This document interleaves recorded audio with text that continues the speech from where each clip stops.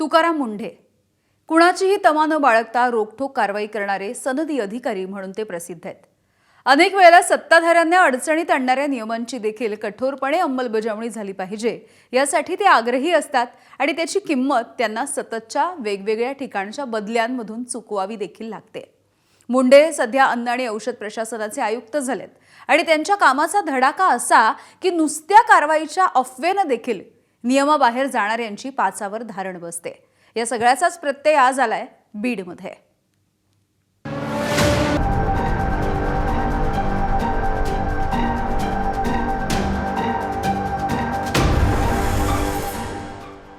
बीड आणि परळीमध्ये रविवारी पान टपऱ्या धडाधड बंद झाल्या।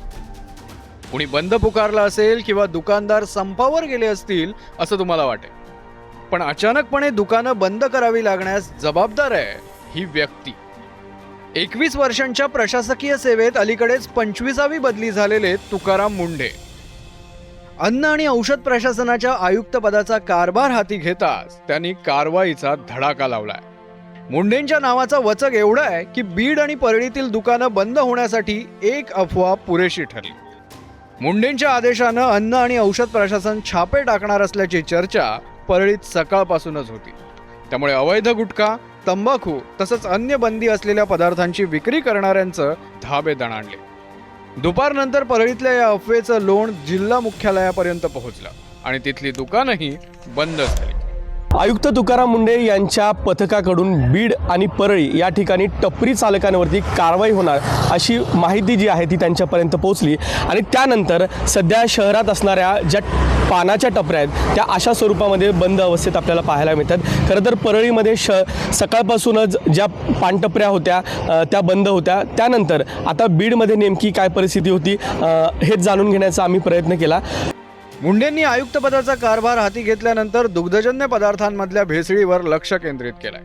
पाम ऑइल आणि चीज पासून तयार केलेलं एनालॉग पनीर आतापर्यंत सर्रास विकलं जात होतं। मात्र मुंढेंनी नियमाची कडक अंमलबजावणी करण्याचे आदेश दिल्यामुळे शुद्ध पनीरची मागणी वाढली आहे। नागपूरमध्ये पनीरचा मोठा तुटवडा पाहायला मिळत आहे। मोजक्याच ठिकाणी ओरिजिनल पनीर मिळतं, त्यामुळे ग्राहक तिथे तुटून पडत आहे आणि बाजारपेठेमध्ये एक प्रकारे ओरिजिनल पनीरचा तुटवडा निर्माण झालेला आहे। पनीरचा तुटवडा असला तरी मुंढेंमुळे ग्राहकांमध्ये भेसळीबाबत जागृती निर्माण झाली आहे। त्यामुळे शुद्ध पनीर विकणारे दुकानदार तसंच सर्वसामान्य ग्राहकांनी मुंढेंच्या कृतीचं स्वागतच केलंय। सध्याच्या परिस्थितीमध्ये पनीरची काय स्थिती आहे आणि तुटवडा निर्माण होण्याचं कारण काय? पहिले पनीर जो भेटत होता त्याच्या 200 रुपया आणि 260 रुपया 300 रुपया भेटत होता।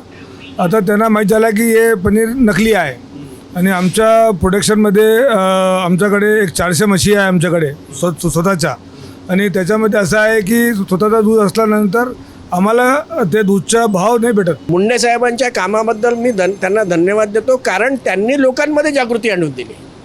ॲनालॉग आणि ओरिजिनल याच्यामध्ये डिफरन्शिएट करून त्यांनी लोकांच्या समोर ठेवला आहे। त्यांनी कारवाई केली आणि ही कारवाई केल्यामुळे त्यांच्या व्यवसायावर खूप जास्त फरक पडला आहे। पनीरचा तुटवडा पाहायला मिळतो मार्केटमध्ये, खूप जास्त तुटवडा पाहायला मिळतो आहे। किती दुकान फिरल्यानंतर तुम्हाला ओरिजिनल 15 दुकानं फिरा, एखाद्या ठिकाणी ते सांगतात नाही साहेब विश्वास के साथ ले जाओ, ओरिजिनल आहे।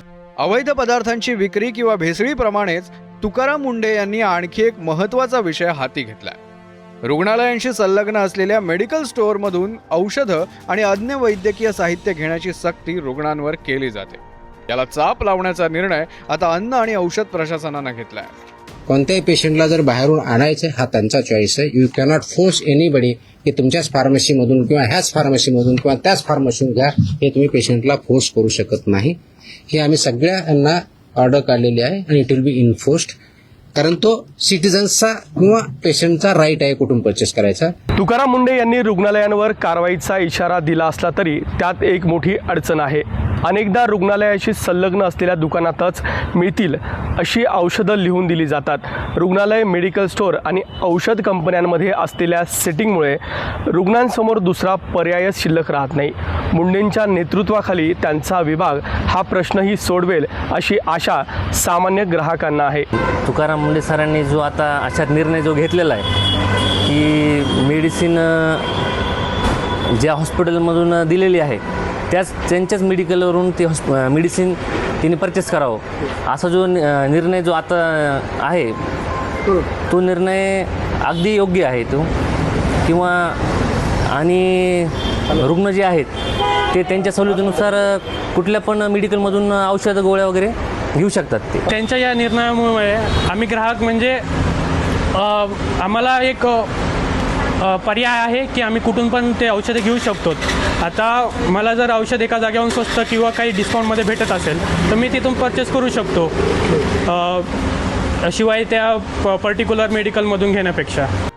बदली आणि प्रसंगी जीवे मारण्याच्या धमक्यांना न घाबरता तुकाराम मुंढे आपलं काम करतायत. खरं तर ते वेगळं काहीच करत नाहीयेत, तर केवळ अस्तित्वात असलेल्या नियमांची कठोरपणे अंमलबजावणी करतायत. खरं तर शासन आणि प्रशासनात असलेल्या प्रत्येकाकडून हीच अपेक्षा असते. नियम पाळायला लावणारा अधिकारी हा अपवाद न होता नियम झाला तरच सर्वसामान्य जनतेचं आयुष्य अधिक सुरक्षित आणि सुरळीत होऊ शकेल. बीडहून विकास माने आणि नागपूरहून तुषार कोहळेचा ब्युरो रिपोर्ट, ABP माझा.